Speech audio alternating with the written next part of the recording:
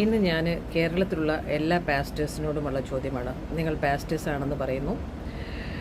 നിങ്ങൾ സ്ത്രീയും പുരുഷനും ക്രിസ്തുവിൽ ഒന്നാണെന്ന് ഗലാത്യ ലേഖനം 3-ാം അധ്യായത്തിൻ്റെ 28-ാം വാക്യത്തിൽ പറയുന്നുണ്ട്. പക്ഷേ സ്ത്രീക്ക് പ്രവചിക്കാം, പ്രാർത്ഥിക്കാം, പാട്ടുപാടാം, എല്ലാം ചെയ്യാൻ പറ്റും, സുവിശേഷം അറിയിക്കാൻ പറ്റും. പക്ഷേ ഒരു സ്ത്രീക്ക് സ്നാനപ്പെടുത്താൻ പറ്റുമോ, കമ്മ്യൂണിയൻ കൊടുക്കാൻ പറ്റുമോ, വിവാഹ ശുശ്രൂഷ ചെയ്യാൻ പറ്റുമോ, മരണ ശുശ്രൂഷ ചെയ്യാൻ പറ്റുമോ? അതാണ് എൻ്റെ ചോദ്യം. എൻ്റെ ഫോൺ നമ്പർ 00971557079031. ദയവായി കേരളത്തിലുള്ള പാസ്റ്റേഴ്സ് ഇതിനൊന്ന് മറുപടി തന്നാൽ കൊള്ളാം. ഞാനിത് ഡയറക്റ്റ് നിങ്ങളോട് ചോദിക്കുകയാണ്, ഇത് വയല്ല ചോദിക്കുന്നത്.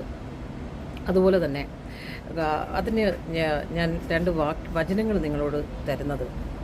മത്തായി സുവിശേഷം 26-ാം അധ്യായത്തിൻ്റെ 7-ാം വാക്യം മുതലൊന്ന് വായിക്കണം. അതിലെന്താണ് എഴുതിയിരിക്കുന്നതെന്ന്. ഒരു സ്ത്രീ യേശു കർത്താവിൻ്റെ ശവസംസ്കാരത്തിനായി അവൻ്റെ തലയിൽ എണ്ണ ഒഴിച്ചു. ഓക്കെ. റോമാലേഖനം 16-ാം അധ്യായത്തിൻ്റെ 7-ാം വാക്യത്തിൽ യൂനിയ എന്നൊരു സ്ത്രീയാണെന്ന് ഇതുവരെ ഒരു ബൈബിൾ കോളേജിൽ പോലും നമ്മളെ പഠിപ്പിച്ചിട്ടില്ല. അത് ആരുടെ തെറ്റാണ്? എന്നാൽ എൻ്റെ ടൈമിൽ പരിശുദ്ധാത്മാവ് ഡിക്ലെയർ ചെയ്യാണ്. സോ ഒരു സഭയിൽ അപ്പോസ്തലനാണ് ഒന്നാമതെന്ന് 1 കൊരിന്ത്യർ 12-ൽ പറയുന്നു. ഓക്കെ, 28-ാം വാക്യത്തിൽ. അങ്ങനെയാണെങ്കിൽ ഒരു സ്ത്രീ അപ്പോസ്തലയായിരുന്നെങ്കിൽ കേരളത്തിലെ ഒരു സ്ത്രീക്ക് അപ്പോസ്തലയാകാൻ പറ്റുമോ? CSIക്കാർക്ക് ബുദ്ധി വെച്ചു, അവർ ജാതികളാണ്. പക്ഷേ നമ്മൾ ദൈവമക്കളെന്ന് പറയുന്നു. വെളിപ്പാട് പുസ്തകം 1-ാം അധ്യായത്തിൻ്റെ 6-ാം വാക്യത്തിൽ പറയുന്നു, ആമേൻ, നിങ്ങളെ ക്രിസ്തുവിൽ രാജ്യവും പുരോഹിതന്മാരുമാക്കി വെച്ചു. നമ്മൾ ക്രിസ്തുവിൽ വീണ്ടും ജനിക്കുമ്പോൾ പുരോഹിതന്മാരാണ്. അവർക്ക് ആ ഒരു ബുദ്ധി വന്നില്ല. പക്ഷെ നമ്മളെല്ലാം അറിഞ്ഞിട്ടും ചില സത്യങ്ങൾ ആണുങ്ങളുടെ ദൗത്യം മാത്രമാണ്, സ്ത്രീകൾ മിണ്ടാതിരിക്കണമെന്ന് കൊരിന്ത്യർ ലേഖനത്തിലും തിമോത്തിയുടെ ലേഖനത്തിലും മാത്രം എടുത്തുകൊണ്ട് വരുമ്പോൾ അതിനെക്കുറിച്ച് പറയുന്ന മറ്റൊരു വാക്യം നമുക്ക് കിട്ടിയിട്ടില്ല. സ്ത്രീ തലയിൽ തുണിയിട്ടുകൊണ്ട് മാത്രം ഇരിക്കണമെന്ന് പറയുന്നത് പിന്നീട് വേറെ ആരും പറഞ്ഞ് നമ്മൾ കേട്ടില്ല.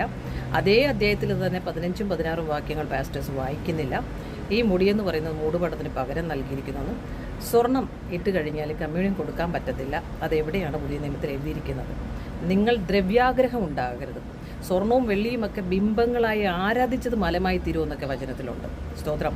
എല്ലാത്തിനേക്കാൾ ഉപരിയായി ദൈവത്തിൻ്റെ വചനമാണ്. പക്ഷേ അതിനെ ബ്രേക്ക് ചെയ്യാനാണ് കർത്താവ് എന്നോട് പറയുന്നത്. കാരണം ഇതൊന്നുമല്ല ക്രിസ്തീയ ജീവിതം. നിങ്ങളുടെ ഹൃദയങ്ങളെ കർത്താവിൽ സമർപ്പിക്കുക. പൂർണ്ണാത്മാവോട്, പൂർണ്ണ മനസ്സോട്, പൂർണ്ണ ഹൃദയത്തോട് ദൈവത്തെ സ്നേഹിക്കുക. നല്ല ശമരിയാക്കാരനാകുക.